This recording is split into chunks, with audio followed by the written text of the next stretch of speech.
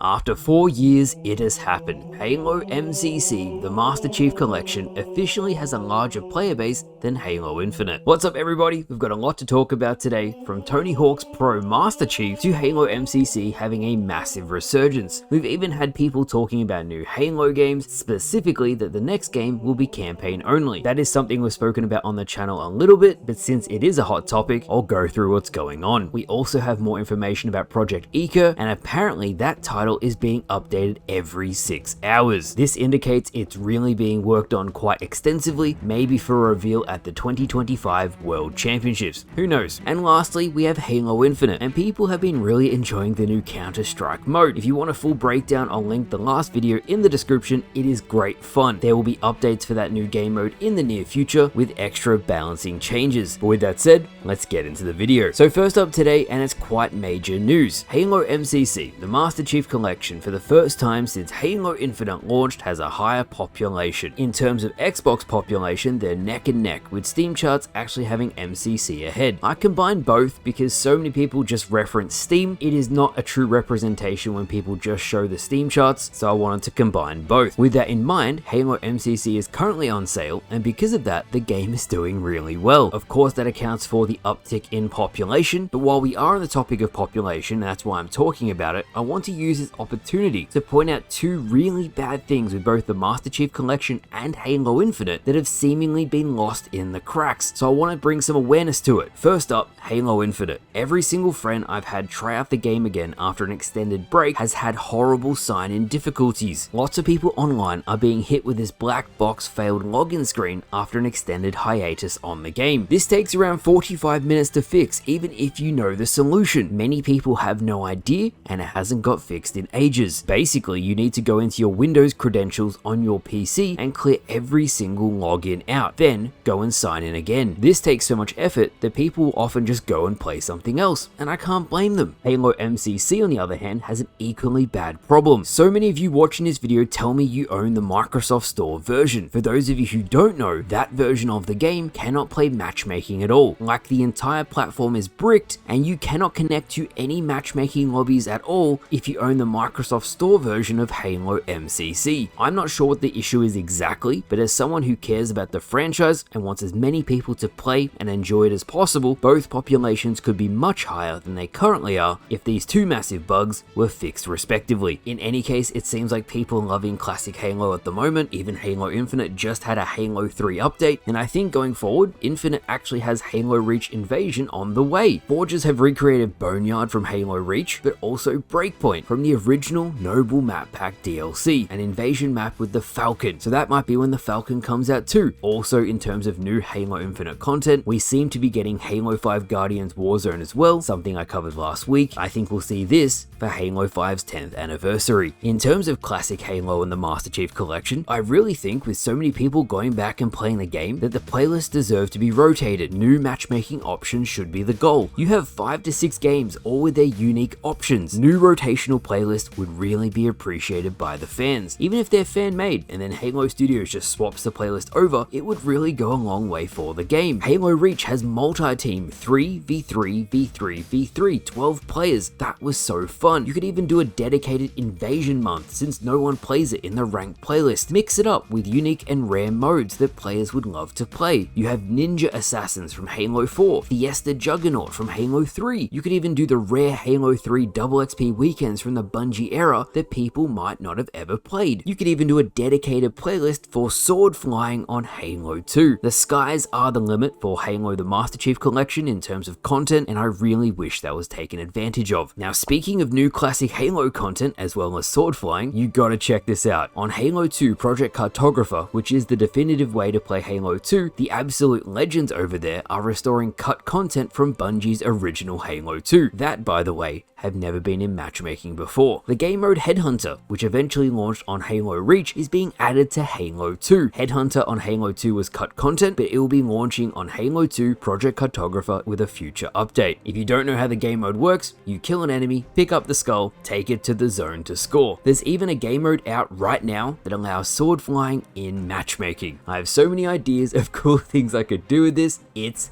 peak Halo. Next up today, we have Masterchief in Tony Hawk's Pro Skater 4, the brand new remaster or remake, if you want to call it that, of Tony Hawk's Pro Skater 3 and 4. Well, someone's already added Masterchief to the game. That's right, the Masterchief is in the new Tony Hawk's Pro Skater, and he is legendary. Skating on a Halo 3 Scorpion, Chief looks absolutely fantastic in game. I'll have the link in the description if you'd like to play as him yourself. The model is shaped after the Halo 3 version of Chief, and I was surprised at how well refined it was. This means no clipping, no jankiness. Every moveset I tried worked flawlessly. 10 out of 10 would play again. Finally today, and this is what all the mainstream audiences are reporting on the last 48 hours, we've spoken a lot on the channel about future Halo games. So what to expect? Is it going to be campaign? Is it going to be multiplayer? What could those projects be? Well, it's gone mainstream that the next Halo game will be a campaign only game, specifically the Halo Combat Evolved remake. To that, I say no shit. Having multiple titles in development for Halo means that most likely we'll be getting standalone stories more often in the Halo universe. The first title will most likely be the Combat Evolved remake in 2026, the 25th anniversary of Halo and Xbox. I would imagine Halo 2 and Halo 3 will be to follow in their own way. For those of you saying why not Halo 3 anniversary, we'll get there, but it won't be right away. Another project I'd imagine will be a standalone multiplayer, a definitive multiplayer project, most likely the thing Certain Affinity has been working on for the last 2 to 3 years, and the third will be a continuation of Halo Infinite's Masterchief. The good news is that if we're getting games that are campaign standalone stories now, games like Halo 3 ODST may start to become more common once again. I loved Halo 3 ODST, and it's become one of the Halo community's favorite Halo titles. It's my hope we see more stories outside of Spartans in future. Blood Horror, Arbiter spin-off game. The universe is so rich, and there are so many different spin-off standalone stories you could do in the Halo universe. But yes, the major news is that the next Halo will be campaign only. The reason I feel like this is being done is it lets Halo Studios create the systems necessary to create Unreal Halo titles. It gives them practice as a studio, and it's free of the requirements of matchmaking, Forge, custom games, and other associated features that everyone expects from a campaign and a multiplayer title. It also does mean, on the flip side of that, if we are getting a campaign only game, that it needs to have split screen, theater mode, at the very least a photo mode, all of the associated features that Halo fans would expect from a Halo campaign. For the game itself, Halo Combat Evolved, you really need to be building on Bungie's story, not trying to change major story beats. If the game is additive to the original story, that means it keeps all key narrative moments from the original games, and then extra stuff is added on top for depth, it will be successful. This will be to the peril of Microsoft if they decide to go the Halo TV show route instead with their rebooted game. In any case, this October, we find out the future of Halo. I am cautiously optimistic, but it's hard to really have an opinion until I see more. And with that, that is This Week in Halo. Quite a big week for Halo this week, and Masterchief in Tony Hawk's Pro Skater is sick. I had a massive grin on my face like I was 12 again playing that game. I'm really having fun on it. Hopefully Halo Studios can fix the outstanding bugs on MCC and Infinite so more people can play the franchise we love. Leave a like as always if you want to help spread awareness in case people are coming across these issues in game. They are game breaking. With that said, thank you all for watching. I hope you all enjoyed, and I'll see you guys